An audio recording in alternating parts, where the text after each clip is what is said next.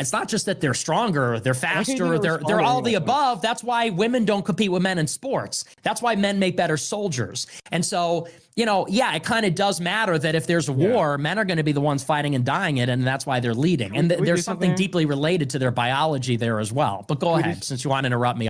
Nick Fuentes goes nuclear, and today he's taking on soy boy Dean Withers in a debate that exposes the entire men and women are the same illusion. Nick Fuentes absolutely shreds the argument as Dean Withers melts into this self-loathing rant about men's weaknesses, while Nick brings hard biology, real logic, and zero apologies. This is the kind of clip the algorithm hates, but the Matrix Breakdown loves. Let's plug in. Men more superior? No, just superior. Are men superior to women? We'll start with Nick. I'll give you 3 minutes and then 3 minutes to Dean. Yeah, men are awesome. Women suck and they're dumb. And no, I'm kidding. Yeah, the thing is, though, men obviously were made to lead. And I do think that women should have a secondary role in society. I think that's absolutely true. I do believe in a fundamental equality between man and woman. You know, the Bible says that God created them man and woman. So we're both created with dignity and should be respected. And there's an equality before God that we both have. But we were created with two distinct and different natures. You know, they are two essential. Maleness and femaleness are essential about a person. They're essential to the soul. They're essential to the body. They come with a function. They come with a particular anatomy. They come with a brain chemistry. And as such, those things have social roles.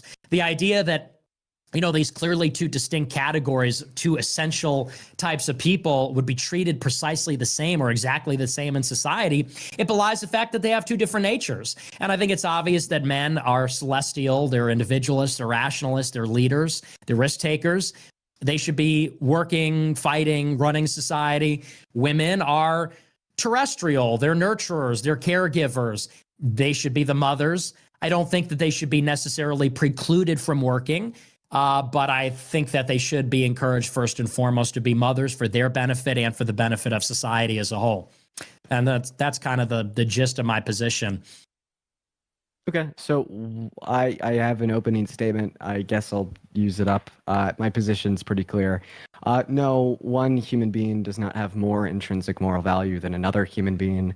I don't think that we could take this qualification of your gender identity or what's in between your legs and abstract that out to this norm of who's going to be better at leading. I'd say the qualifications of determining who's better at leading, the qualifications of determining, you know, half the shit that he named off over here is not going to be, right, what's in between your legs or your gender identity, but rather other various traits. But I guess just to make this quick, we could kind of cut to the chase here.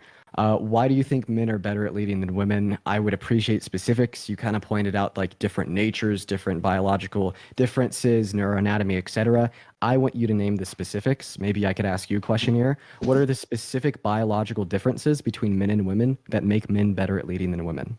Smarter, stronger, all of the above. No, I mean, in actuality, Be specific. In actuality, what?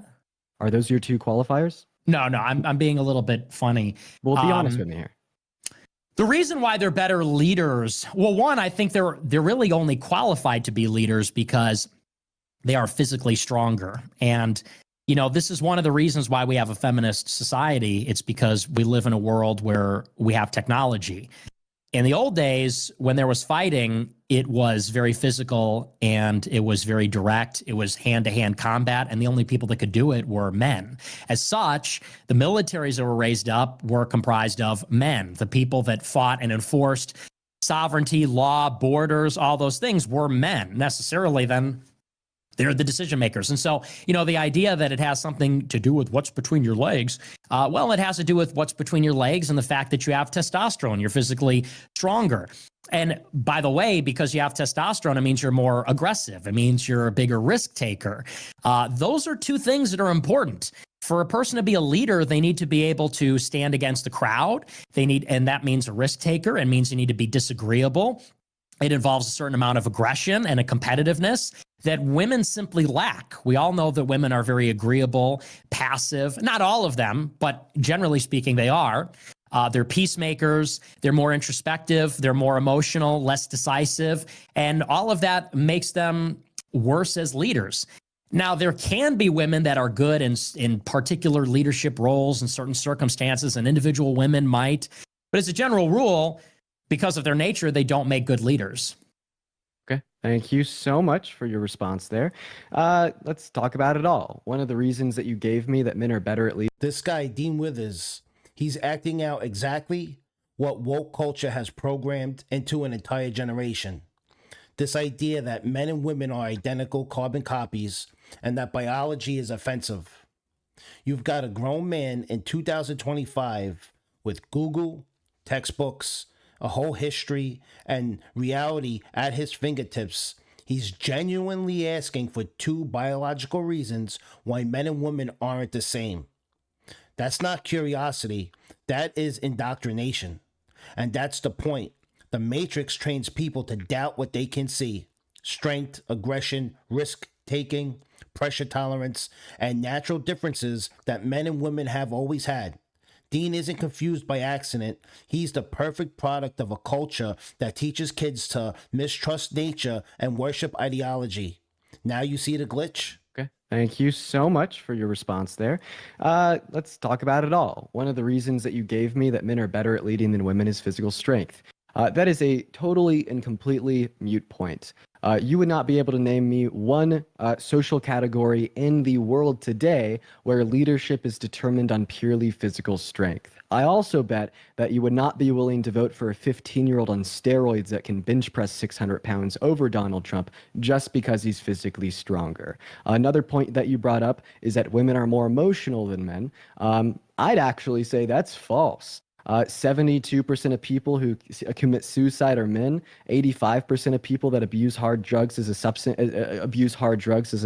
an emotional reaction to like particular external stimuli are men. We see that 95% of violent crimes are committed by men. We see that men are much more likely to start wars, to start genocides. We see that men are much more likely to engage in irrational, risk-adverse activities such as drunk driving, reckless driving, or gambling. Meanwhile, we see women have a higher IQ and EQ on average. Women outperform men in the context of school, going to it more, getting better grades and better degrees. And we see that women could actually deal with stress better than men. And that's one of those biological predispositions that you were talking about. Women have thicker dendrites in their neuroanatomy compared to men for the reason being that evolution has designed women to deal with childbirth, okay? Right? And that made them deal with stress better as well. That's why we see that female surgeons outcompete male surgeons. The JMA and the AMA did a massive study on 1.7 million patients on 6 continents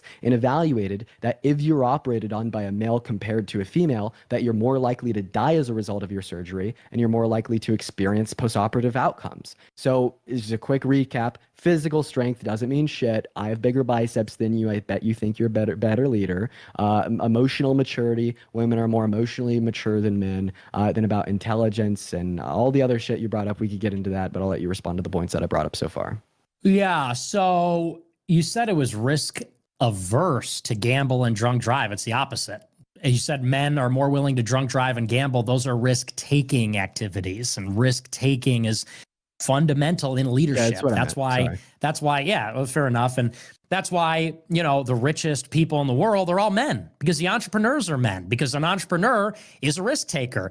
And, you know, one man's gambling is another man's entrepreneurship. One man's drunk driving is another man's self-destructive, obsessive, maniacal quest for, you know, building the best company or being the president or anything like that. It's absolutely essential. With regard to higher IQ and EQ, it is true that on average women have a higher IQ, but it's also true that the distribution is different. There's more geniuses among men. I mean, the curve, if you will, is flatter. So there's more men that are on the left side of the curve. There's more men on the right side of the curve. Although the average for women is higher, they don't have those outliers and those extremes. That's why you don't see a lot of female geniuses. And that's just true. I mean, earlier today in preparation for the debate, I asked ChatGPT, I said, name some female geniuses. They got to like 3 before they had to name a feminist. They did like Marie Curie, some ancient Neoplatonist no one ever heard of. And then it was like all the like first and second wave feminists. There's no female geniuses. There's very few female billionaires that didn't get their wealth outside of divorce. There's very few female heads of state. People say that's oppression, it's misogyny, and we all know it's because they're not risk takers, they're not tough. With regard to they handle stress better, yeah, maybe certain kinds of stress, but I think we all know women, and I think we all know that when women are put in stressful situations, Oh they my crumble. God. They So cry, my they evidence- cry, they get my- upset, my- they freak out, they call their boyfriend, they call their and father. then Hang on. punch I'll holes let you through go on. walls I'll and let you go burn on. And down you said cars that and ridiculous buildings. stuff. When's Hang the on, last let me finish. I'll wrap up. School. I'll wrap up, but I let you finish and I let What you a say that women handle stress better. That's insane. Okay. And with regard to physical strength, look, I said today physical strength is not a qualifier because of techniques, because we have missiles, we have tanks and things like that. But the point is, it used to be the case that what qualified you to lead is that you would go out there and be doing the fighting and all of that. And that is still true. It's not necessarily true in the United States, but it is still true in other countries. In countries like Israel, for example, or Iran, their presidents and their ministers are frequently military leaders that are actually having to be in the tanks and in the battlefield. And, it's hard to be in the battlefield when you get your period. It's hard to be in the battlefield if you're pregnant or something like that. Men don't get pregnant. Men don't get their period. Men are physically stronger. The men have more endurance.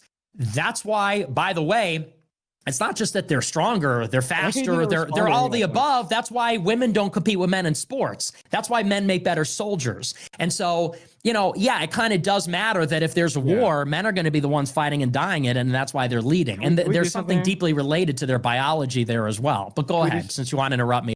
This kid, Dean Parker, he is the poster child for liberal snowflake talking points.